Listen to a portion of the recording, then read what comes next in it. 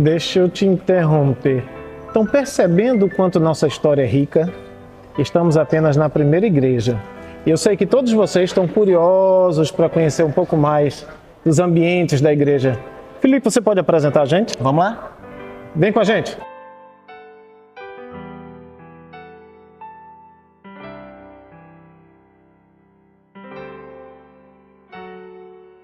Felipe, fala um pouquinho dessa grandiosidade. Por que existem igrejas maiores e menores? Olha, vem muito de uma questão de gosto estético vigorando no período, tá certo? Então, a grandiosidade no sentido de altares mais luxuosos e com mais detalhes e que passam a impressão mais dramática do que está sendo exposto, vem muito relacionado ao qual escola artística aquela igreja está vinculada, ou as pessoas envolvidas na construção dela está vinculada à época. Isso é uma coisa meio que histórica mesmo, né? Então você tem altares mais dramatizados, com uma carga muito mais acachapante de ouro na cobertura, com uma ornamentação mais carregada e que traz essa grandiosidade para a igreja, justamente em igrejas que estão mais vinculadas ao barroco, tudo bem? Que é o caso dessa igreja daqui, em alguns elementos de alguns altares. Então a gente tem elementos aqui do barroco. Sim, com certeza. Mas assim, são elementos assim de...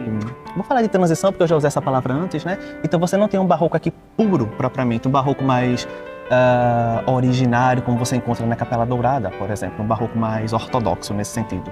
Você tem elementos de barroco muito mais mesclados com elementos de rococó também, tudo bem?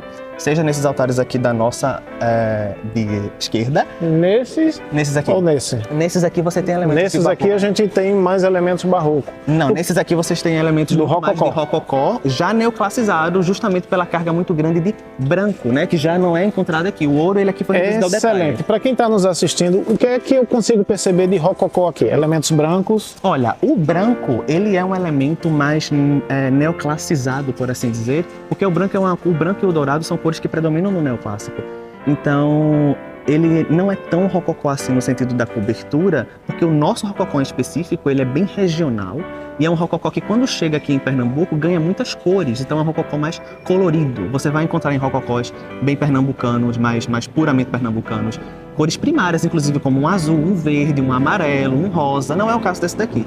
Os elementos de rococó desses altares aqui estão muito mais no trabalho de ornamentação. Então você tem um apelo mais floral, uma diminuição da dramaticidade que o barroco está procurando trazer nos altares que são puramente barrocos. Então, por exemplo, existe uma expressão para caracterizar elementos do barroco que é o preenchimento de todos os espaços, que a gente chama de horror vacui.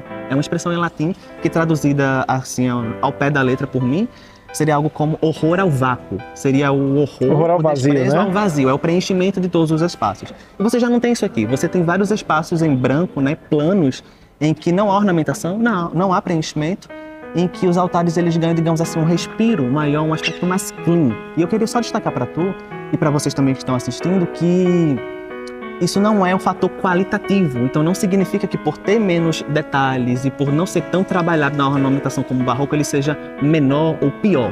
São escolas artísticas com princípios e justificativas completamente diferentes. E aí, nesse sentido, essa coisa de um altar mais limpo, né, mais clean, sem nenhum sentido denotativo e pejorativo, são elementos que a gente pode perceber de rococó aqui, tudo bem? Há uma delicadeza e um aspecto mais floral, são essas estruturas que são as colunas curvadas, que a gente chama de salomônicas, mas não todas preenchidas, no máximo com um ramo de flores ao redor. Tudo isso são características de um rococó mais afastado do barroco por conta do afastamento à dramaticidade. E quando a gente olha para os altares do lado de cá?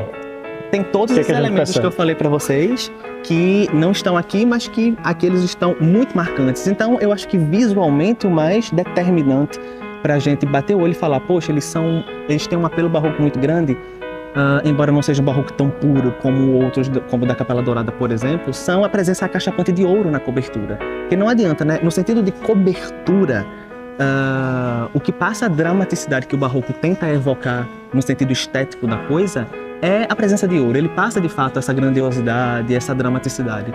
Então, na cobertura dos altares, isso conjugado a um trabalho de ornamentação mais detalhado, são características que evocam, de fato, a dramaticidade que o barroco está interessado. E aqui você tem tudo. Então, você tem essa carga acachapante de ouro. Não é um altar de ouro, propriamente, tá? É entalhe em madeira com revestimento de ouro. Eu acredito que recentemente eles tenham feito apenas a cobertura com tinta dourada Uma e ouro restauração, apenas. né? Exato, as restaurações têm feito com tinta dourada e ouro no máximo em focos de luz. Mas eu vou falar ouro aqui por convenção. Tá.